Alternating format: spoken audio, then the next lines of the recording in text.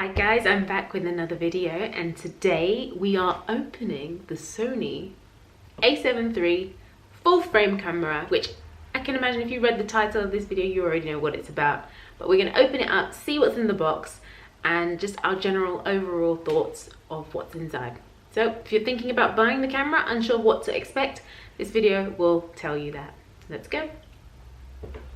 Okay, welcome back. So I purchased this camera from John Lewis because it was a bit of a high-priced item, and I wanted that extra support that John Lewis tends to give to you when you purchase with them. Sony at the moment, we're at the 1st of November, and Sony do have a £200 rebate voucher that you get when you purchase the camera. I paid £1,700 for this camera, and with the £200 rebate it then drops it down to £1,500, and that is just for the body only, which looks like this. No lens, no anything else, it's just for the body. So on top of that, you need to be thinking about a lens. I did think about going with the prime lens, but with my research I kind of figured that it's probably better if I just take the money that you would have spent on the lens, which makes the camera a bit more expensive, and put it to a better lens. I can get the lens that I need for my requirements. So instead, in another video that I will come up with soon, I purchased the Sony G Master 24-108 lens that is on the table here to check it out. So quite a wide angle lens to go with what I need. So it gives me the flexibility and the versatility to go wide and short. And with what I'm doing, which is very much portrait photography, in the studio photography, I felt that this was the best option for me for the first lens that I'm going to get.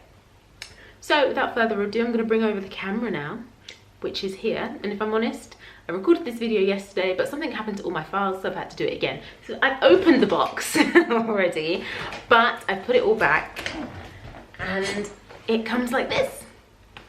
This is the camera. So on opening the box, this is what roughly you're gonna get. I'm gonna bring this down now.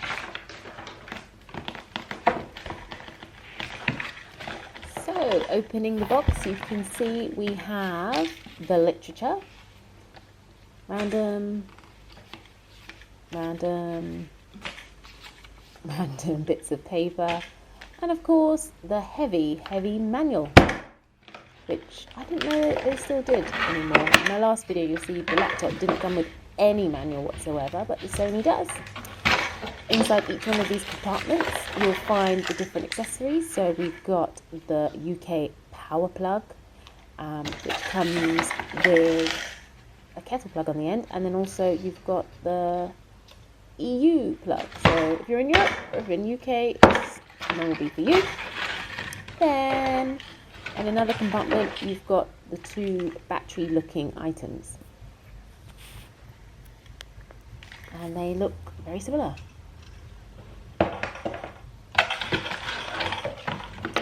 We also have the Sony strap, and I'm going to take it away to Live Mary, and she's going to explain what happened here. So this strap it did arrive tied up a bit, but I opened it and I chucked away the little strap thing, but this came together like that, and obviously this is what hooks onto the edge of the camera, so you can strap it around your neck like so. And obviously with such an expensive camera, you're gonna need to strap it around your neck because you don't want to mistakenly drop it or have it knocked out of your hand if you're outside. Obviously if you're in the studio, you're gonna have your camera most likely on a tripod to get the extra steady shots, but when you're out and about, it's good just to have that extra security of the strap around your neck, you know. So I will be using this.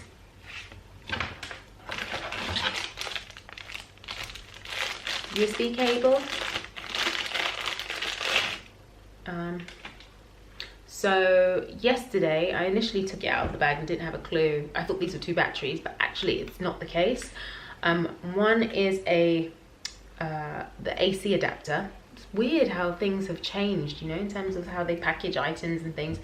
So now this is your AC adapter, and quite simply you get your plug it into this,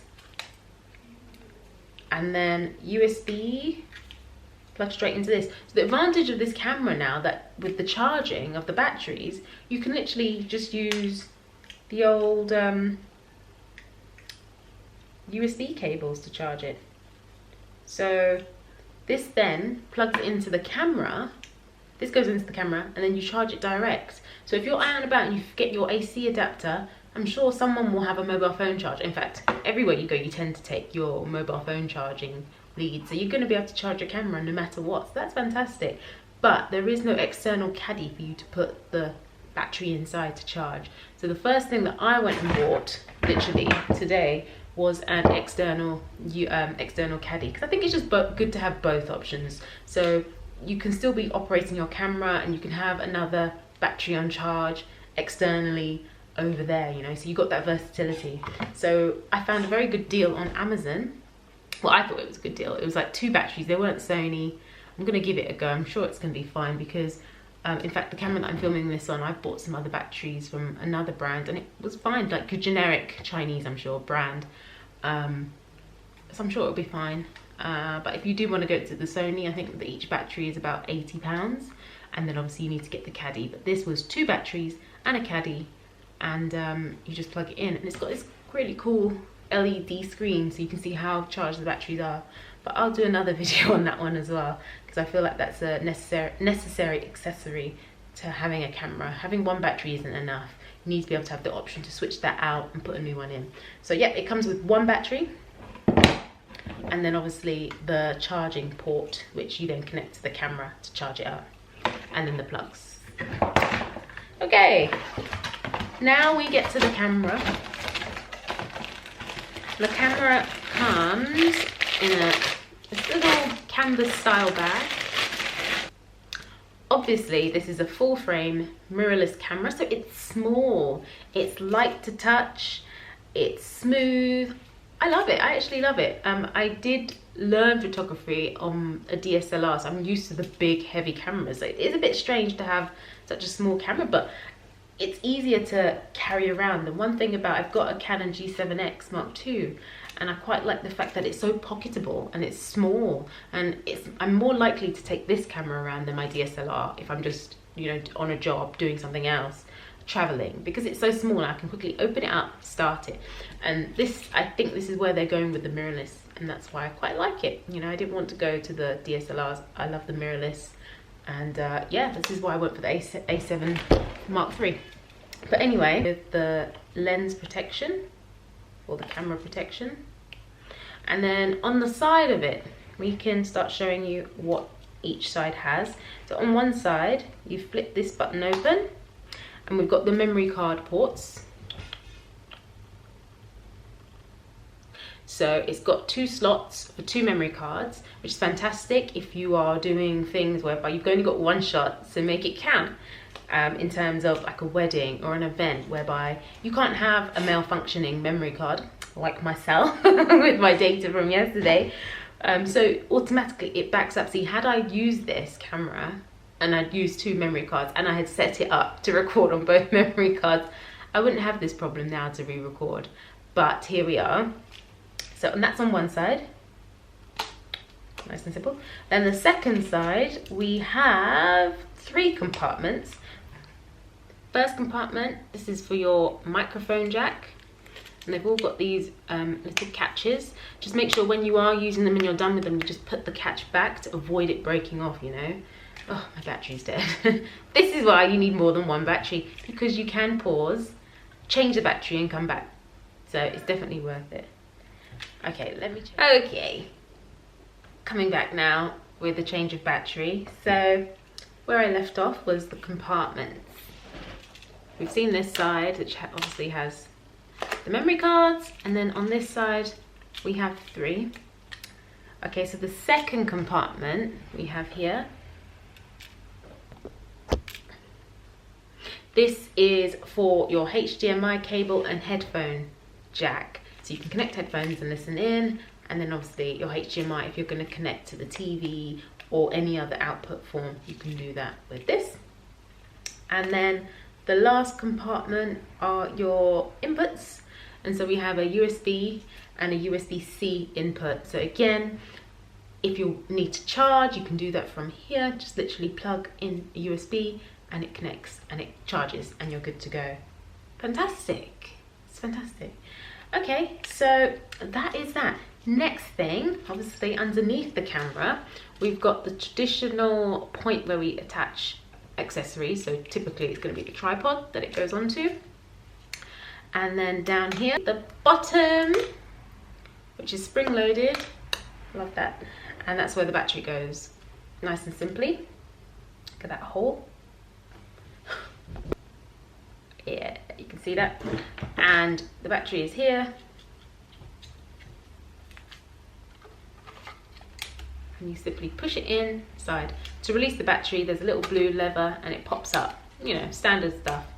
And then in terms of the close of this, you have to literally slide it and then it locks it closed. And that's it. Obviously on the front here, we have the camera lens protection thing. Make up my phrases, but yeah. And that just protects the sensor. You have to be uber careful with the sensor not to get any dust on it. So try and keep the lens sensor protection on it at all times when the lens is not on. And that's it. So the camera is very light, very portable. It's obviously a full frame. I love it. I've done the research and I think it's the fantastic fit for myself. I'm going to start taking some pictures with it, and soon enough I'm sure I'm going to be recording my YouTube videos with it also, and just so I can compare, because this shoots in 4K, and with the 4K it gives us more versatility in terms of the different shots that we can crop into. So I'm looking forward to trying that out too.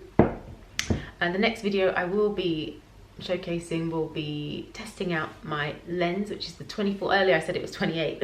I looked at so many lenses, literally, from the G Masters to the Sonys to the other types of brands that were out there. Literally, I looked at so many lenses, and I'm happy with the lens that I got in the end. And yeah, hopefully I will come back with another video based on that particular lens. And obviously I will give my review of using this camera and shooting some of the beautiful people that we have coming to the studio in a few weeks time. And yeah, thank you so much for supporting this channel. Please like, please share, please subscribe. If you're thinking about getting the Sony A7iii or any of the Sonys that are out at the moment, let me know in the comments. Did I make the right decision in getting this camera? Obviously we're shooting in the studio. We're shooting pregnant women, babies, couples, anything really. So do let me know your thoughts on your A7iii, and I'd love to hear from you. Thank you so much for watching, and until next time, ta-ra!